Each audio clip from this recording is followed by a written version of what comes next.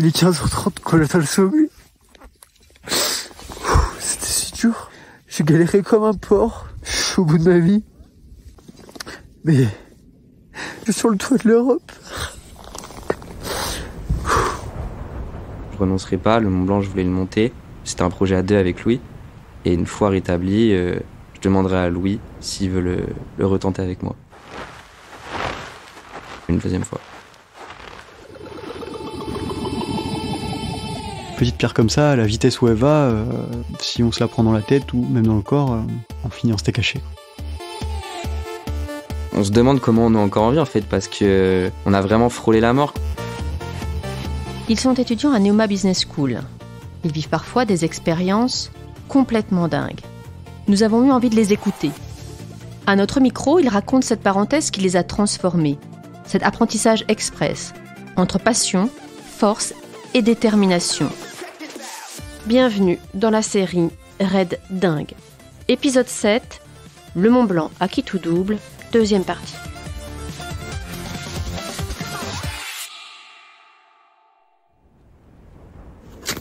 Salut tout le monde, on est de retour sur l'aiguille du Midi. Il fait un temps magnifique et j'ai une petite surprise pour vous. Salut les gars. Il y a le Gauthier qui est là. La fois où on s'est revus, c'était en septembre qu'on a dû faire la deuxième ascension. On s'est pas revus entre deux. Là, je vais pouvoir avoir ma chance de le refaire. Aujourd'hui, c'est acclimatation. On est à l'aiguille du Midi à 3800 mètres. Et demain, minuit, tenez-vous prêts, on tente le Mont Blanc, comme prévu, à 2. Et les gars, petite précision aussi, donc on n'est pas que tous les deux. On est avec 2 gars, donc de MB Projet. Et donc on sera à 4 pour faire l'ascension. Associer 2 projets, c'est de la motivation x2. En mai, le MB23 Projet a tenté l'ascension du Mont Blanc. Ils l'ont loupé et ils nous ont demandé un petit coup de main pour les réussir là en septembre. On va essayer d'aller au bout, à 4. Ils le font eux aussi pour une association, Enfance et Cancer. Et on le fait toujours, évidemment, pour rester sans frontières. C'est comme ça que le deuxième projet s'est lancé. 2 associations, 4 bonhommes, c'est parti. Demain minuit, tenez-vous prêts. On a eu une chance, c'est que Louis l'avait déjà fait une première fois. Donc on a pu prendre son tracé et en fait, il nous a servi de guide au final. C'est vrai que je savais à quoi m'attendre, je savais que ça allait être dur.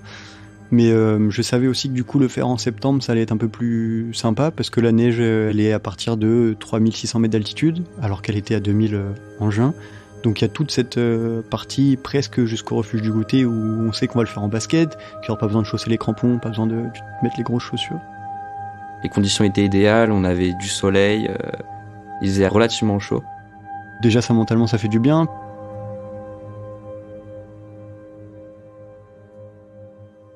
Jusqu'au refuge du goûter, tout s'est bien passé. Ah, du coup les gars, on a bien charbonné, franchement, on est monté en 1 heure, on a fait 700 mètres de dénivelé, on est vraiment bien. Ouais, on a bien bossé ça, et là on est tranquille, on a bien mangé, on a fait un bon repas, et là on va aller dodo, parce qu'on se réveille dans 4 heures. Gros bisous, bonne nuit à tous, à demain.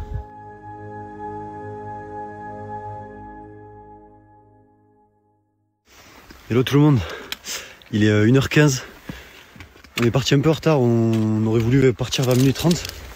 12h45, mais le temps de déjeuner, de se lever, on n'a même pas le temps de se lever. Les 3 heures de sommeil ont été dures. Et il y a de belles chutes de pierre là-haut, parce que ça n'a pas gelé cette nuit. Ça va être le bordel, mais c'est parti. Gauthier, chaud patate? Chaud frère, chaud.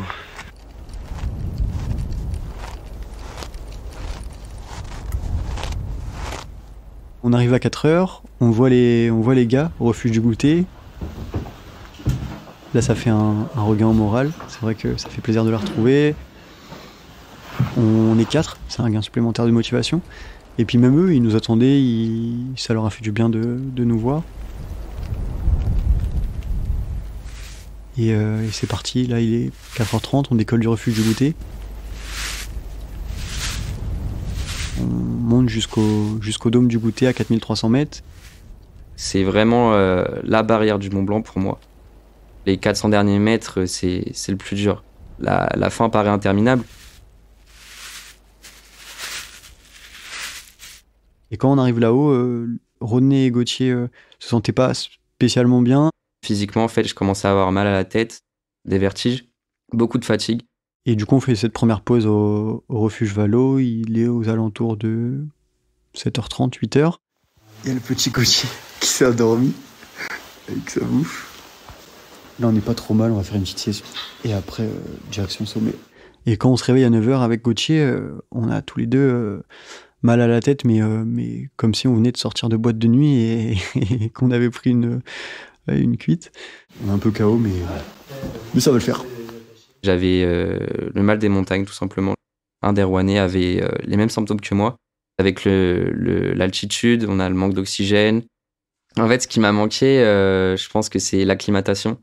Passer de 3000 à 4400, forcément, ça fait quelque chose au corps et mon corps n'a pas suivi, en fait. René du MB23 a mal à la tête, il redescend. Gauthier, pareil, les as du pic. Je pense que c'est une décision qui est venue d'ailleurs d'eux-mêmes. On est responsable et on décide de redescendre tous les deux pour assurer la sécurité du groupe. Il reste JB du MB23 et moi. On va tenter l'ascension à deux. On va monter tranquillou, si ça passe c'est cool. On souhaite bonne chance en fait, bonne chance pour l'ascension et bonne chance pour la descente. Ça va être chaud. C'est parti. À ce moment-là, je ressens beaucoup de frustration d'être arrivé jusqu'à là et de pas finir en fait les 400 derniers mètres. Et puis nous on continue avec Jean-Baptiste. Il était assez fatigué, mais on était là en fait, on était à 4300 mètres et quand on est là-haut, on voit le sommet, on sait ce qu'il nous reste à faire et on a une mission à accomplir, alors on y va. À 4400 mètres, du coup, on redescend avec René au refuge du goûter. On se dit qu'on va les attendre quand même, on va attendre qu'ils redescendent du Mont Blanc.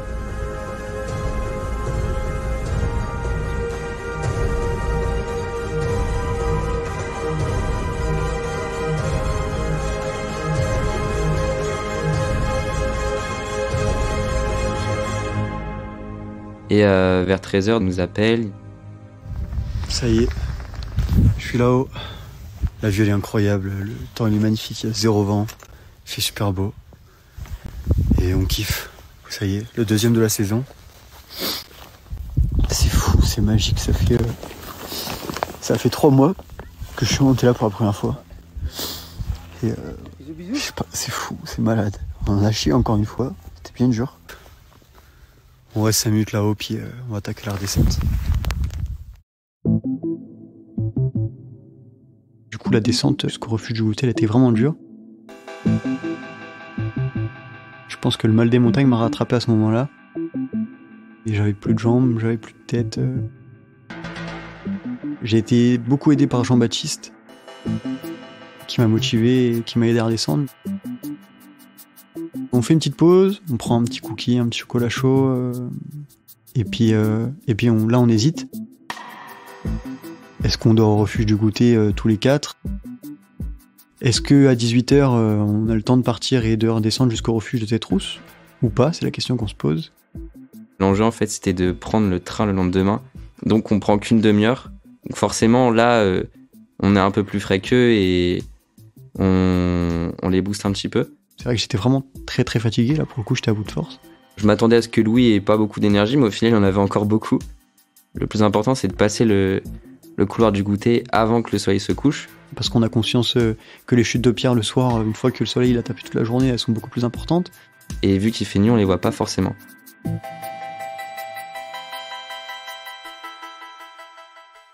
Donc autour des 19h30, 20h, on arrive à ce fameux couloir de la mort. En descendant, on a entendu beaucoup de chutes de pierre, ça tombait toutes les 5-10 minutes. Donc on s'est dit qu'il fallait vraiment faire vite. On commence à traverser. Louis me dit qu'il entend une pierre qui dévale tout en haut. On ne sait pas forcément d'où elle vient. On l'entend, elle se rapproche. Je l'ai vue au dernier moment, je me suis baissé. Et elle est passée à 30 cm de ma tête.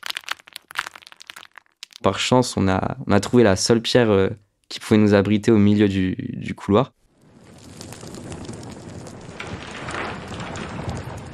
René et Jean-Baptiste, ils sont en face. Les gars nous disent qu'il n'y a rien, qu'on peut y aller, ok. Donc on commence à avancer. Ça tombe, ça arrive! Là, on entend un énorme grondement en fait. C'était le bloc de pierre qui se détachait. Je le vois se détacher.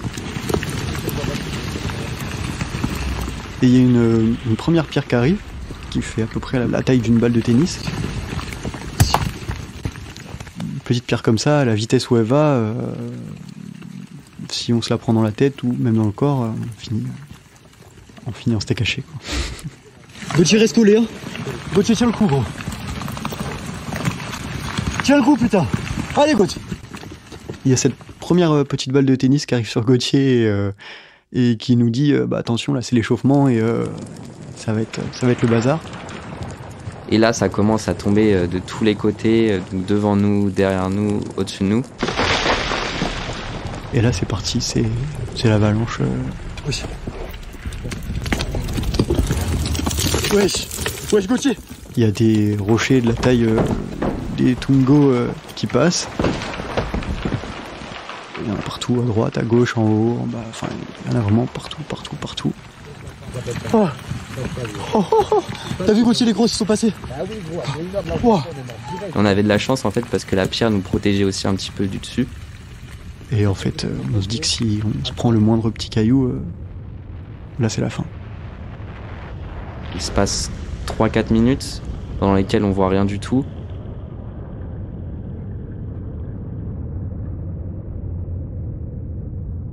Ok. Passé ces 4 minutes là, on commence à voir les gars en face. On est bon. Ça va les gars? On voit qu'ils ont rien. Nous à ce moment-là, on se dit, est-ce que vaut mieux remonter en fait au refuge du goûter et attendre l'arrivée des gendarmes de montagne, ou est-ce qu'on traverse? Ah gros, on est obligé. Gros, on est obligé, gros. Gauthier me demande de remonter. Il est hésitant, il a un peu peur, c'est normal. Ça tombe. Je le regarde, je lui dis de manière grossière de se taire. Je vois Louis partir devant moi, commencer à traverser. Je me retourne pour voir s'il a pris la décision de me suivre. Je me dis, ok, en fait, je vais le suivre, j'ai pas trop le choix. Donc c'est nickel. C'est l'adrénaline qui prend le dessus et on réfléchit vraiment pas du tout. Le souffle est quand même haut, le cœur bat super vite. Donc on court. On enchaîne, on traverse. On prie pour que les pierres ne recommencent pas à tomber.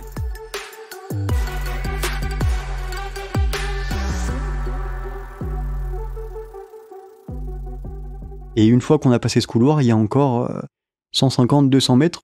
On est encore exposé aux chutes de pierre. Il commence à faire nuit noire. Les lampes frontales étaient au fond du sac, pareil pour Gauthier, donc on s'éclaire avec nos lampes torches de téléphone. Et on court. Le plus gros est passé, mais mine de rien, on est toujours bloqué là-dessous. Les gars descendent, ils vont chercher du secours parce que les chutes de pierre continuent. Là, il y a le peloton de gendarmerie d'Haute-Montagne qui est en bas, qui nous surveille. Et il voit Jean-Baptiste et Rodney redescendre, mais ils nous voient pas tous les deux. Et ils savaient à la base qu'on était 4 parce qu'ils nous regardaient aux jumelles descendre avant. Ils ont vu une énorme fumée qui se dégageait et puis ils nous ont entendu un peu crier. Donc ils ont appelé un hélicoptère de gendarmerie.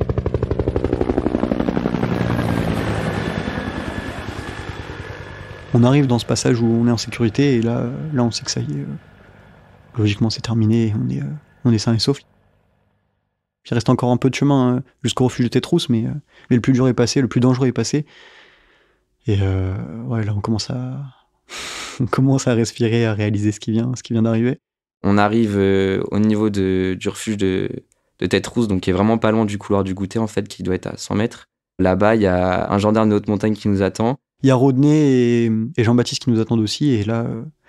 On était un peu tous les 4 en état de choc. On se demande comment on est encore en vie en fait, parce que on a vraiment frôlé la mort, quoi. Les pierres, ils passaient à 30 cm de nos têtes. Miraculeusement, personne n'a aucune blessure, aucune égratignure. Enfin, franchement, sur les milliers de pierres qui sont tombées, je sais même pas comment une ne nous a pas touchés. C'est fou. On a vraiment eu une bonne étoile. On vous fait ce petit message sur Instagram pour vous dire que hier soir, on a eu un accident assez grave. On a failli passer tous les 4 avec le Mont Blanc 23 projet vraiment pas loin de la mort. C'était assez compliqué, du coup on voulait vous faire ce message de prévention. Ouais, donc les gars, vraiment la montagne c'est pas un jeu. On se repose toute la nuit au refuge de Tétrousse. Le lendemain on se lève à 5h pour prendre le train de 8h. Et on a eu notre train.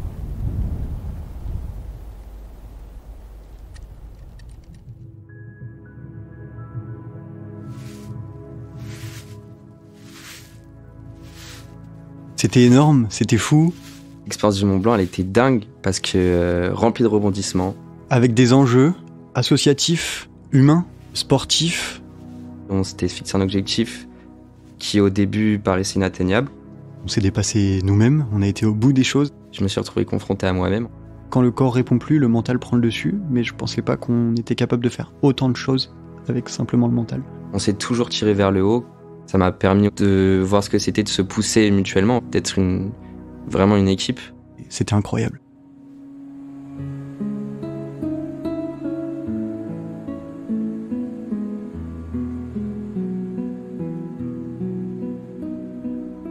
Vous venez d'écouter Le Mont Blanc à qui tout double, Le 7e épisode de la série Red Dingue.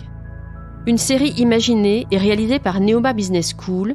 Et le studio de podcast Voig. Si vous aimez cette série, n'hésitez pas à commenter et à partager ces expériences complètement dingues.